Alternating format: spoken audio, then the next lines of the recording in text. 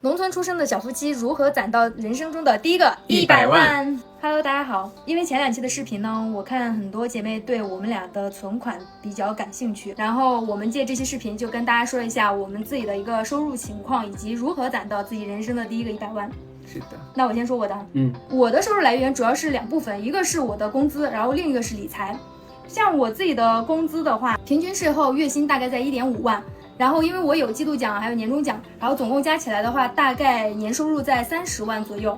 然后第2部分理财的部分，因为我自己是稳健型，所以一般都是在银行呀还有支付宝就比较稳健型的，然后大概1年有将近1万的这个收入情况，所以我每年总收入大概在31万左右。然后现在小刘说一下他自己的情况。我的收入来源主要分3大模块。第一个的话就是我现在上班的一个工资，然后第2的话是我自己的一个副业，然后第3的话也是理财。对，然后我现在的工资呢比小张能少一点，对，然后我现在工资平均税后的话1个月到手差不多1.2，然后我们也是有年终奖，但是我们没有季度奖，我们公司福利没有小张那么好。然后我1年的话工资到手差不多是在19万。对，第2部分的话就是我自己的副业，然后副业嘛大家都知道，其实有不稳定，它有很多不确定性。然后一开始的话，其实我自己的副业也没有做得像现在这么好，所以平均下来，我现在1个月副业可能有就是5K 到1.5之间波动，对，它浮动就是有这么大。然后其实我算了一下，去年的话，其实副业到手可能15个左右。然后第3大板块就是我自己的理财这部分。我自己理财的话，其实我自己买了一些纳指，还有一些黄金，我其实没有买多少嘛，然后有亏也有赚。这部分其实我自己现在也赚了1万多吧，其实也没有很多。我理财属于稳健型，然后像小刘他自己理财就是积极型，有点激进了。对，但是他自己其实也亏过，所以关于理财的这部分我们也不做推荐。而且我是觉得，如果就是不懂这方面的话，还是不要去盲目的去跟风啊。大家可以去买一些自己熟悉的一些产品，或者实在不行的话，去买一些稳健型的理财。其实我觉得，总归是要比放在银行是要好一些的。算下来，我1年的总收入也是在35万左右。然后我的35万加上小张的31，小张的31万，算下来是66万。所以这样看下来，其实我们的年平均工资是非常多的，是不是？但其实在上海这种超一线的城市里面，它的生活成本也是非常高的。然后我们现在也算一下，我们现在目前的年平均支出大概有多少？第一个来源呢，主要还是我们现在的房租。我们现在房租1个月就要4100，差不多一年下来的话就是5万块。这是最主要的一个支出。然后的话再就是吃饭的话，我们公司是有餐厅的，但是我们公司的餐厅不是很好吃，所以我经常会在外面去买饭吃。然后平均1个月的话也得1000来块钱，对，1000块钱出头吧。一年下来的话也得1万多。然后小张他们公司呢，他们也有餐厅，但是他们餐厅比我们的饭要好吃，所以我经常也会让他给我们去带饭。然后他们公司吃饭也不用怎么去花钱。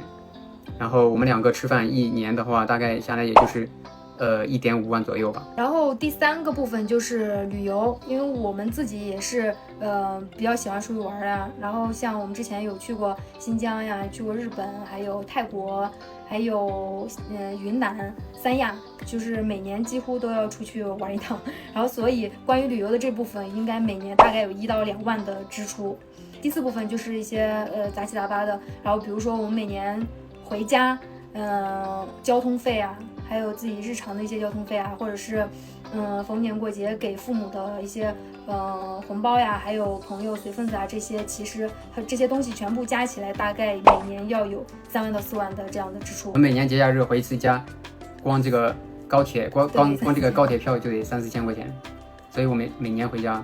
但是我俩又是比较恋家的那种，就是逢年过节都要回家。对，一年最起码可能都得回4、5次，所以交通这上面其实有很大的一部分支出。是的，所以这样算下来，其实我们平均的年支出大概在12万元左右。然后我们的总收入66万减去总支出12万，我们差不多1年到手可以攒54万元。这样算的话，其实我们工资看起来还是挺高的。但是我们不能按每年这样去算，因为第一个一开始的话，其实我们2个工资没有这么高的，而且你像我的副业刚开始的话也没有现在这么成熟。而且像因为小刘是后面他才来上海的，然后因为刚开始也跟前公司有解约的这个情况，然后也赔了一部分钱。其实第1年他是没怎么攒下钱的，对，所以其实还是主要是后几年我们自己的一个存款的情况。然后所以这么算下来的话，我们的总存款大概就是因为现在现金我们俩是一共差不多有120万左右，然后如果再加上公积金的话，公积金一共是25万左右，然后加在一块儿大概是145万的样子。可是如果我们要回去西安买房的话，买车还有装修，现在我们又要一个孩子，是不是瞬间感觉又不够？哎呀，你别给自己这么大压力，慢慢开始攒吧。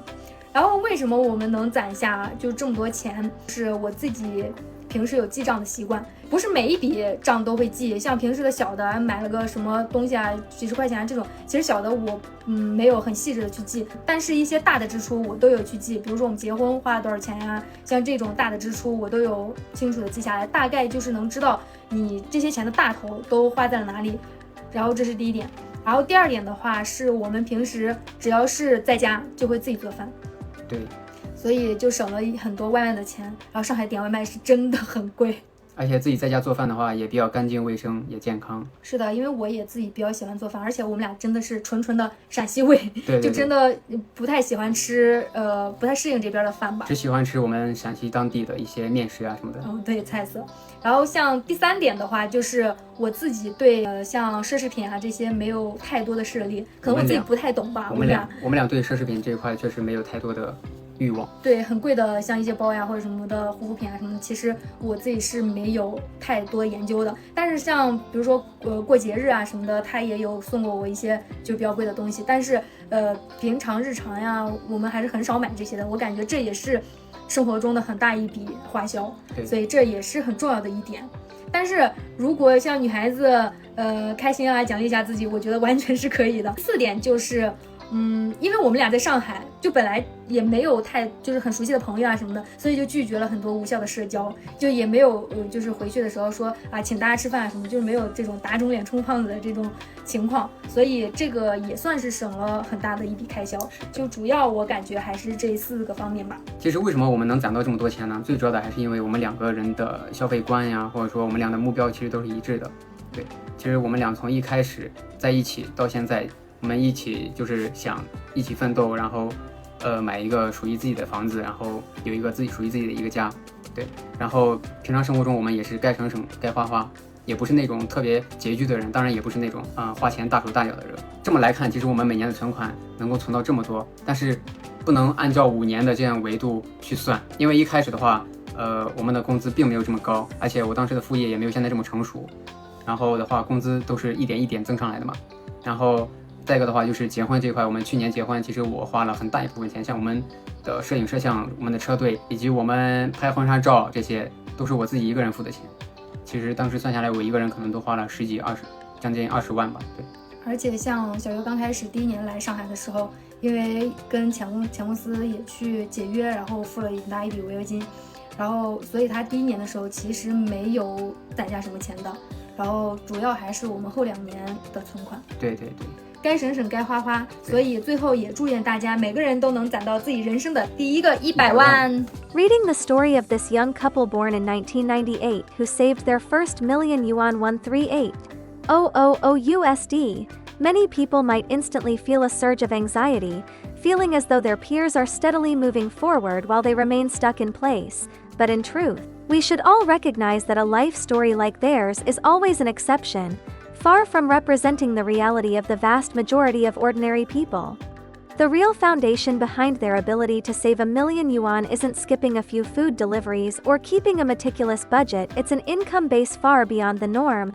The wife earns nearly 300,000 RMB 41,500 USD a year after tax, while the husband earns over 300,000 RMB 41,500 through his salary and side hustles. Together, their total annual household income exceeds 600,000 RMB 83,000 USD. This level of income places them firmly in the top tier of household earnings nationwide. Being able to command such salaries in Shanghai requires the boost of industry tailwinds, the accumulation of personal skills, and a stroke of good fortune.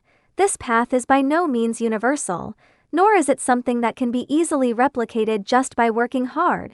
In reality, for most ordinary couples, saving hundreds of thousands a year is out of the question. Many couples work hard all year long, and if they can consistently save a few tens of thousands of yuan, a few $1,000s after paying for rent, utilities, food, clothing, and transportation, they are already managing their lives remarkably well. There are people in lower-tier cities earning 3,000 to 4,000 RMB for 00 to $550 a month, factory workers pulling day and night shifts for barely 5,000 to 6,000 RMB 700 to $830 a month, and day laborers whose income vanishes the moment orders dry up.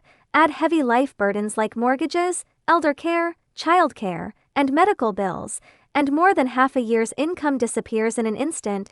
Many people aren't ignorant of the need to save, nor are they reckless spenders. They simply have no surplus money left to save.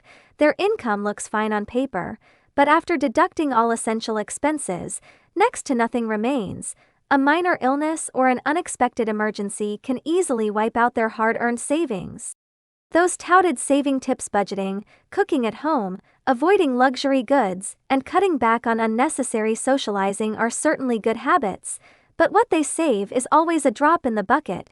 What truly determines the size of your savings account is your income ceiling. When your annual household income reaches $83,000, you can still build up substantial savings even if you treat yourself occasionally or run into extra expenses. But when your annual income is only a few $1,000s, even if you split every penny in two, cook every single meal, and cut out all social life, you won't even come close to a fraction of $1,000,000. Attributing savings entirely to self-discipline and spending habits essentially ignores the most fundamental gap income and glosses over the survival reality that most people face.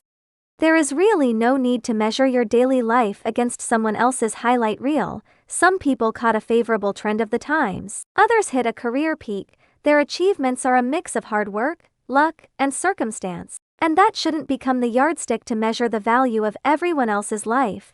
The vast majority of people in this world earn ordinary wages, shoulder ordinary pressures, and live ordinary lives. They aren't lazy, nor are they wasteful. They simply go to work, live conscientiously, and move their lives forward step by step, even if they can't save much at the end of the year.